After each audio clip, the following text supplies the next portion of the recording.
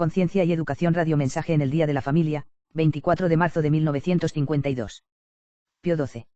Contenido y fin de la educación en el orden natural, es el desarrollo del niño para que llegue a ser un hombre completo. Contenido y fin de la educación cristiana es la formación del nuevo ser humano vuelto a nacer por el bautismo, como perfecto cristiano.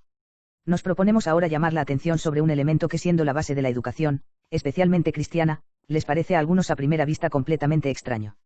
Quisiéramos hablar de esto que es lo que hay de más profundo e intrínseco en el hombre, la conciencia. Tenemos indicios de que algunas corrientes del pensamiento moderno comienzan a alterar el concepto y a impugnar el valor. Trataremos pues de la conciencia como objeto de la educación. La conciencia es como el núcleo más íntimo y secreto del hombre. Ahí, él se refugia con sus facultades espirituales en absoluta soledad, solo con sí mismo, o mejor solo con Dios cuya voz, la conciencia hace oír. Ahí, él se determina por el bien o por el mal, ahí él escoge entre el camino de la victoria o de la derrota. Aunque quisiese sacudírsela de encima, el hombre no tendría éxito nunca, con ella, que apruebe o que condene, recorrerá todo el camino de la vida, e igualmente con ella, testimonio verdadero e incorruptible, se presentará ante el juicio de Dios. La conciencia es por consiguiente, por decirlo así, una imagen un tanto anticuada, un santuario, en el cual todos deben inclinarse, aun cuando se trate del niño, el padre o la madre. Solo el sacerdote entra ahí como un cuidador de almas y como un ministro del sacramento de la penitencia, ni por esto, la conciencia deja de ser un celoso santuario, del cual Dios mismo quiere custodiar el secreto, con el más sagrado silencio. ¿En qué sentido pues se puede hablar de la educación de la conciencia? Es necesario referirse a algunos conceptos fundamentales de la doctrina católica, para comprender bien que la conciencia puede y debe ser educada. El Divino Salvador ha dado al hombre, ignorante y débil, su verdad y su gracia, la verdad para indicarle la vida que conduce a la meta, la gracia para conferirle la fuerza de poderla alcanzar. Recorrer este camino, significa en la práctica, aceptar y querer los mandamientos de Cristo y conformar a ellos la vida ya sea en actos particulares, internos o externos, que la voluntad libre y humana escoge y fija. Ahora bien, ¿cuál es la facultad espiritual, que en los casos particulares se agrega a la misma voluntad, para que escoga y determine los actos que están conformes con la voluntad, sino la conciencia? Ella es pues, eco fiel, reflejo nítido de la norma divina de las acciones humanas. Así que la expresión, como el juicio de la conciencia cristiana, o la otra juzgar según la conciencia cristiana, tienen ese significado. La norma de la última decisión personal para una acción moral está tomada de la palabra y de la voluntad de Cristo. Él es, en efecto, camino, verdad y vida, no solo para todos los hombres tomados en conjunto, sino para cada uno, y tal es para el hombre maduro, y tal para el niño y el joven. De esto se deduce que formar la conciencia cristiana de un niño o de un joven consiste en iluminar sus mentes sobre la voluntad de Cristo, sobre su ley y sobre su vida y además en influir sobre su espíritu, en cuanto se puede desde el interior, a fin de inducirlo a la libre y constante ejecución de la voluntad divina. Este es el más alto fin de la educación. Pero, ¿en dónde encontrarán los educadores y los educados, con facilidad y certidumbre, la ley moral cristiana? En la ley del Creador, impresa en el corazón de cada uno y en la revelación, de la verdad y de los preceptos enseñados por el Divino Maestro. Ambas, sea la ley escrita en el corazón o sea la ley natural, sea la verdad y los preceptos de la revelación sobrenatural, que el Redentor Jesús ha puesto como tesoro moral de la humanidad en las manos de su Iglesia, y a la Iglesia, a fin de que ella los predique a todas las criaturas, los lustre y transmita intactos de cualquier contaminación de error, de una a otra generación. Contra esta doctrina, indiscutible durante largos siglos, emergen dificultades y objeciones que es necesario aclarar. Así como en la doctrina dogmática, así también en el orden natural moral católico, se quisiera instituir una revisión radical, para deducir una nueva evaluación. El paso primordial, o por decir mejor, el primer fin del edificio de las normas morales cristianas, debería ser el de unirla, como se pretende, a la vigilancia augusta de la autoridad de la Iglesia, para que liberada de las sutilezas sofisticadas del método casuístico, la moral sea conducida a su forma original y entregada simplemente a la inteligencia y determinación de la conciencia individual. Cualquiera puede ver a qué funestas consecuencias conduciría un cambio de fundamentos de la educación. Omitiendo de revelar la manifiesta inexperiencia y falta de juicio de quienes sostienen opiniones semejantes, se ayudará a poner en evidencia el vicio central de esta nueva moral. Esta al someter todo criterio ético a la conciencia individual, cerrada celosamente en sí misma y árbitro absoluto en sus determinaciones, en lugar de aligerar y despejar el camino, lo alejaría del verdadero camino que es Cristo. El Divino Redentor ha consignado su revelación de la cual son parte esencial las obligaciones morales, no solo a los hombres particulares, sino también a su Iglesia, a la cual ha dado la misión de conducirlos para que acepten fielmente aquel sagrado depósito. Igualmente, la divina asistencia, ordenada para preservar la revelación de errores y deformaciones, ha sido prometida a la Iglesia y no a los individuos. La sabia providencia, también ella, para que la Iglesia, organismo viviente, pueda así con seguridad y agilidad, para iluminar y profundizar las verdades morales, o bien aplicarlas manteniendo intacta la substancia, a las condiciones variables de los lugares y de los tiempos. ¿Cómo es pues posible conciliar la disposición del Salvador que comisionó a la Iglesia como guardiana del patrimonio moral cristiano, con una autonomía individualista de la conciencia. Esta, sustraída a su clima natural, no puede producir más que frutos venenosos, los cuales se reconocerán comparando solamente las características de la conducta y de la perfección cristiana, cuya excelencia está probada por las obras incomparables de los santos.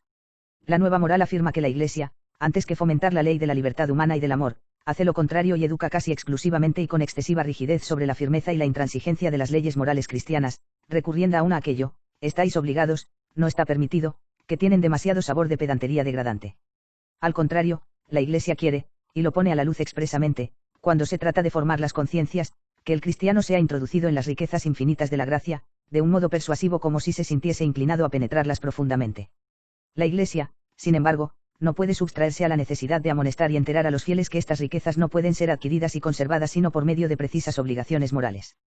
Una conducta diferente, terminaría por hacer olvidar un principio preponderante sobre el cual Jesús siempre ha insistido. En efecto, Él ha enseñado que para entrar en el reino de los cielos, no basta decir Señor, Señor, sino que se tiene que hacer la voluntad del Padre Celestial. Él ha hablado de la puerta estrecha y del angosto camino que conduce a la vida y ha agregado, esforzaos por entrar por la puerta estrecha, porque muchos, os digo, tratarán de entrar pero no podrán. Él ha puesto como piedra de comparación y signo definitivo del amor hacia sí, la observación de los mandamientos. Igualmente al joven rico que le pregunta, le dice, si quieres entrar en la vida, guarda los mandamientos y a la pregunta ¿cuáles? Contesta, no matar, no cometer adulterio, no robar, no cometer falsos testimonios, honrar al padre y madre y al prójimo como a ti mismo.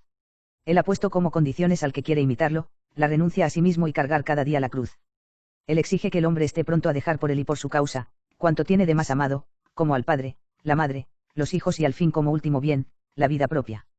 Porque la greca, a vos os digo amigos míos, no temáis a los que matan el cuerpo, y que por consiguiente no os pueden hacer más. Yo os enseñaré a quién debéis temer, temed a aquel que después de la vida tiene el poder de enviaros al infierno. Así hablaba Jesucristo, el divino pedagogo, que sabe penetrar en las almas y atraerlas a su amor con las perfecciones infinitas de su corazón, bonitate et amore plenum. Tomando pues, como norma rígida, las palabras de Cristo, no se debería decir que la Iglesia de hoy, está inclinada más bien a la condescendencia, que a la severidad. De manera que la acusación de dureza oprimente de la nueva moral, ataca en realidad no la Iglesia, sino la misma persona de Cristo. Conscientemente penetrados del derecho y del deber de la sede apostólica de intervenir cuando hay necesidad, de una manera autoritaria en los asuntos morales. Nosotros declaramos a los educadores y a la juventud, el mandamiento divino de la pureza del alma y del cuerpo, vale sin disminución, también para la juventud moderna. También ella tiene la obligación moral, y ayudada de la gracia, la posibilidad moral de conservarse pura. Rechacemos pues, como errónea, la afirmación de aquellos que consideran inevitables las caídas durante los años de la pubertad, las cuales no merecerían así, que se les hiciera caso, como si no fueran gran cosa, no pecado grave, porque ordinariamente, ellos dicen, la pasión escoge la libertad necesaria a fin de que un acto sea moralmente imputable. Al contrario, es una norma obligatoria y sabia, que el educador, sin descuidar de presentar a los jóvenes los nobles premios de la pureza a modo de convencimiento, para amarla y desearla por sí misma, inculque el mandamiento como tal, con toda la gravedad y seriedad de una orden divina y si ahí el educador patrocinará a los jóvenes para evitar las ocasiones próximas, los confortará en la lucha de la cual no ocultará la dureza, los inducirá a abrazar valerosamente los sacrificios que la virtud exige. Y los exhortará a preservar y a no caer en el peligro de deponer las armas y sucumbir sin resistencia a costumbres perversas. Aún más en el campo de la conducta privada, hay muchos actualmente, que quisieran excluir el dominio de la ley moral, de la vida pública, económica y social, de las acciones de los poderes públicos en el exterior y en el interior, en la paz y en la guerra, como si Dios no tuviese nada que decir. La emancipación de las actividades humanas externas, como las ciencias, la política y el arte, de la moral, queda tal vez motivado en sentido filosófico, por la autonomía en su campo, para gobernarse exclusivamente según leyes propias, aunque se admita que éstas colinden ordinariamente con las leyes morales.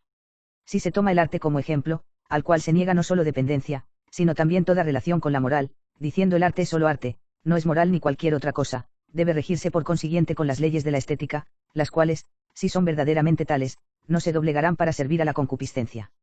De igual modo, se piensa que la política y la economía no tienen necesidad de tomar consejo de otras ciencias, ni siquiera de la ética, sino que guiadas por sus leyes, son por esto mismo, buenas y justas. Como se ve, es un modo sutil de sustraer las conciencias al imperio de las leyes morales. En verdad no se puede negar que tales autonomías sean justas en cuanto muestran el método propio de cada una de sus actividades y los límites que separan sus diversas formas de una manera teórica, pero la separación de método no debe significar, que el hombre de ciencia, el artista, el político, estén libres de solicitudes morales, en el ejercicio de su actividad, especialmente si tienen relaciones inmediatas con el campo ético, como el arte, la política y la economía. La separación neta y teórica no tiene ningún sentido en la vida, que es siempre una síntesis, porque el sujeto único de toda clase de actividad es el mismo hombre cuyos actos libres y conscientes no pueden escapar a la evaluación moral.